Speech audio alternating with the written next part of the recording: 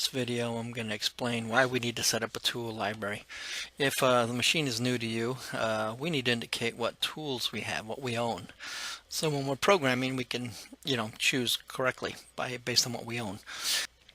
We're going to go to from the main page for wherever you may be. We're going to go up into this button over here for our settings screen. Basically, we can see all our settings that we can adjust.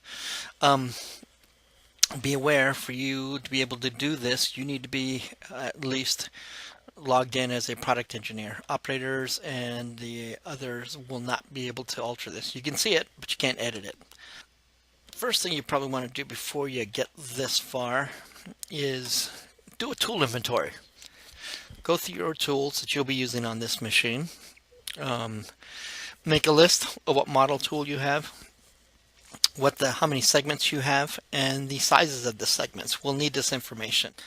Okay, so to go into your library, we're going to go, again, this button here to get into your main settings screen, and we're going to click on Tools.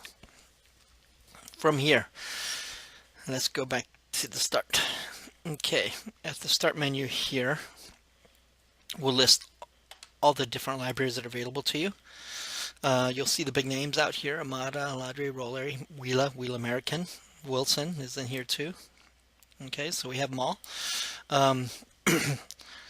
Here's a Wheel one, for instance, and when you highlight this, you do need to click on this folder to go to that subfolder. And then at that point, you'll click on Punches, for instance, and we'll click on this to go into that folder. And here you're going to see all your tools laid out. Or, let me put it this way, all the tools in that library will be shown here. Okay, we're going to go back. Oops. Let's start over again. To learn how to navigate through these different folders, you'll see our folder structure here. Starts the very beginning, and as you can see, I'm in Punches now. I can step back one file by clicking to that, and I'm going to go into the Wheel file that'll show these two. If I want to go all the way to the beginning, click Start. It'll go to the very first one. Another folder that's kind of unique compared to the other folders that are in here is this one on the top called Machine. If I go into that one, you'll see that we have, again, two selections, punches and dies. We'll open up that one. What it'll do is it'll list actually all the tools that you have selected from the other libraries. So you're obviously not going to mix too many tool brands like European tools and New Standard, but you might have American lower dies, and you might be using a combination of those with New Standard lower dies, which work in the same clamp. So, but here we'll show you everything that you have selected that you have access to. And if it has a green check next to it, meaning you have access to it. Okay, so what we want to do is take your inventory list, go to the tool library, which most likely will be Wheel, and from there you'll start off with your punches. Open up that folder. Okay, and then start going from the top to bottom and checking the tools that you own. Okay, now what we need to do is go through our tool library, take our inventory list, click on the tooling library that matches yours, click on that folder, open it, and we'll start with punches. Open that up.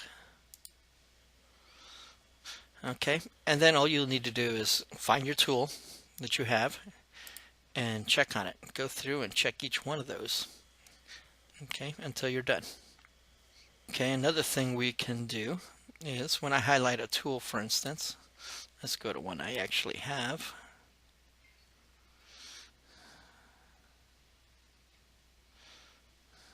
Okay, BIU021. We're going to highlight that tool. You'll notice that you have some icons down here that you can use. Obviously this big red X means you want to delete it.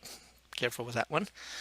If you want to move the tool or add a new tool, these are those buttons, but the button we're most interested in right now is this one, this magnifying glass. If you click on this, it'll go to the properties window. Okay, this is an important window. It'll have all the properties based on this tool. It'll show us the overall length of the tool, the tip radius, okay, the tonnage per foot, a reference number. They can actually unique reference number for a tool, not that important, and of course the angle of the tool. That's under the Properties tab. Okay, tool stock. This is a good one. This you'll want to do to help you select tools when you're doing a program. What you can do is you'll see all these different sizes. These are the segment sizes that are available in the Wheela's catalog. So if you have them selected, as you can see here that I have a couple of these selected, and it's showing that it's a heel style punch. And right here it's indicating you have one of each. So if you have these and you have duplicates, be sure you come in here and tell it exactly how many you have. If you got two of these 7.87s, make sure you indicate that here. Okay. If you want to change it, hit the magnifying glass, and I can come over here and change the segment sizes if I got it, if it's a heel or not, left heel, right heel. Okay, and you can obviously tell it the segment size. Another item that's important here, these are the typical dimensions of a Wheela library. I can also say if I don't have one and I'm starting from scratch, I can come over here, okay, and it says add standard tool segments. If I select on this,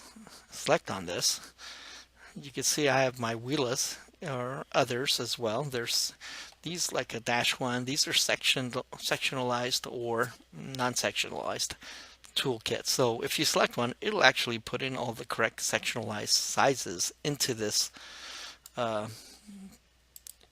window for you. Okay, make it a little easier for you. But the most important thing to bring up here is indicate how many of you have each. That's it for this. Next we'll go to the geometries. We won't mess around with here much, but basically it's going to show your tool geometry. You know what it's going to look like. Okay, next one we're going to do the heels. You can indicate what type of heels you have. Okay, this will always be done for you typically if you've got a Wheela tool library, so you won't have to mess with this. This will be something you use if you do a custom tool. Will be another video for that. Okay, and the next one is properties again. We've already covered this, so that's it on this section. You'll want to do this for every tool you have.